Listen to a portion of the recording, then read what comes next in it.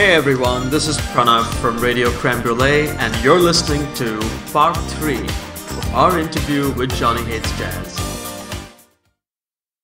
Wonderful.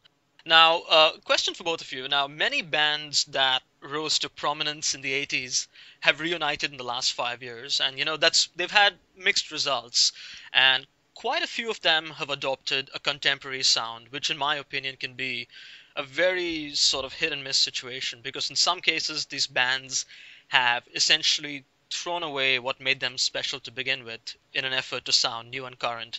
So how have you guys reconciled these rather opposing needs of retaining the classic Johnny Hates Jazz sound and production while sounding new and current? Pranav, it's easy for us in a sense because when we made the first record, we weren't particularly hip or current at the time.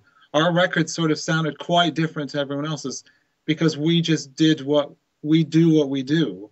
So in a sense, the songs are different, but we're kind of doing what we do. And I think it will be very recognizable. Where we have absolutely not thought, okay, how can we be contemporary here? But nor have we said, oh, we have to be stuck using all the same techniques and equipment. We haven't done that either. It's just naturally, it's 25 years later, or however long it is, 20. It's just naturally going to be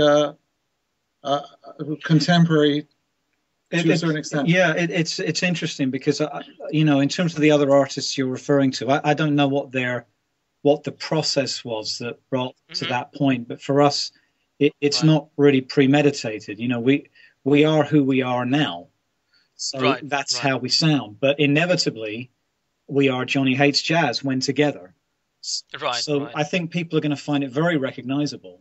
But at the same time, I think they're going to be able to place it quite easily in the present. And the other thing is, I think that, the Turn Back the Clock album and obviously the singles have, I think it's fair to say, has stood the test of time. I mean, the singles get played an awful lot still, and so, definitely. Yeah. So that sense of and thanks to people like you, I mean, thankfully that has been the case, and I think that sense of longevity is something that emanates from this idea that you do what you do and you do it to the best of your ability, and that's what we're doing now. I appreciate that. Now, I'm not sure if my station's listeners or blog readers are aware of this, but both of you have taped video clips of the recording process and have made them available on your Facebook fan page. And the one track that I have seen in different forms is called Magnetized. Yeah. And just to let you know, I have lost count of the number of times I have listened to that 30-second segment on repeat. Sure. It is absolutely brilliant. And I think with the right promotion, it could be a big hit for you guys. Funny, we are actually, as we're speaking to, Clark just finished doing some more singing on that. We've been working on that as we speak. So thank you very much for liking it. I think when you hear the final record, you will be, I think you will be thrilled with it. Yeah. Excellent. So do you think Magnetized might end up being the album's lead single, or do you think there are other contenders for the lead single? There are definitely contenders, absolutely. It's very recognizably Johnny Hates Jazz, that one.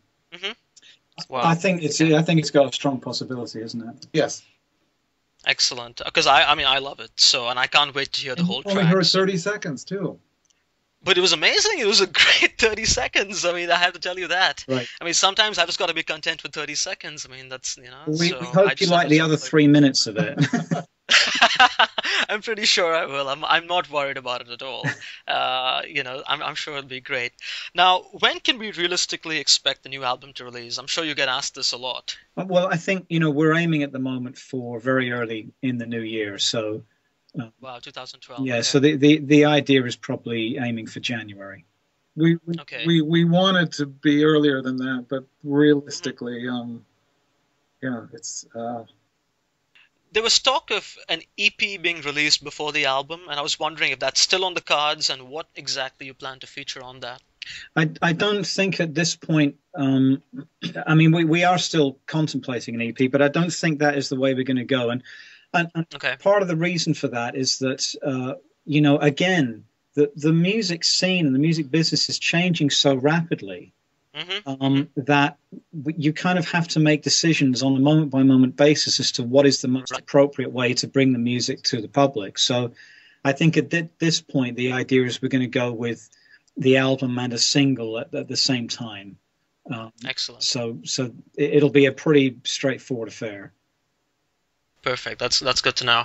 Now I have to, since this is since I run an American station, I have to ask you this. I always tell my friends that I get the short end of the stick, musically speaking, because I live in America, and all the good stuff happens in Europe, including your tour last year that I was blissfully unaware of. So that being said, I was curious as to what your promotional plans for the US are.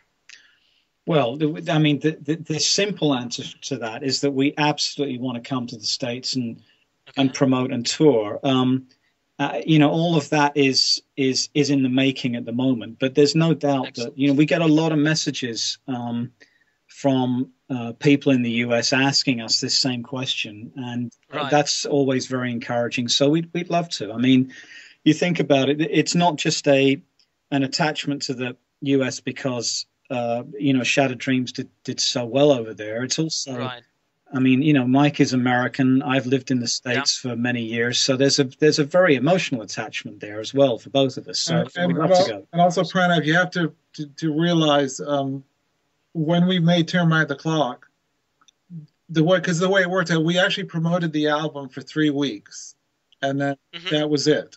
Because we'd gone our own separate ways. So it's just one of those things. We were never able to go out and play the songs live. So we're extremely keen to, and America obviously would be, certainly from my perspective, number one place to go and play. It would be wonderful. Yeah, I hope so. As you've said repeatedly, the music industry has changed dramatically since Turn Back the Clock. Sales are not what they used to be. Profit margins have shrunk dramatically. And, people are discovering music through very new and different avenues. And the music scene has also become quite fragmented. So given this reality, what do both of you consider a meaningful measure of success for the new album? It's impossible question to answer. When we made the first record, we signed with a singles deal with Virgin. We just wanted to make a record. And we made the record, and it was, luckily for us, hugely successful. And we're making the best record we can make, and we think that people will like it. How that will go to record sales, I have no idea. Clark and I, maybe in our overconfidence or arrogance or whatever you think, we're aiming extremely high. We think we're going to do incredibly well. Whatever that means.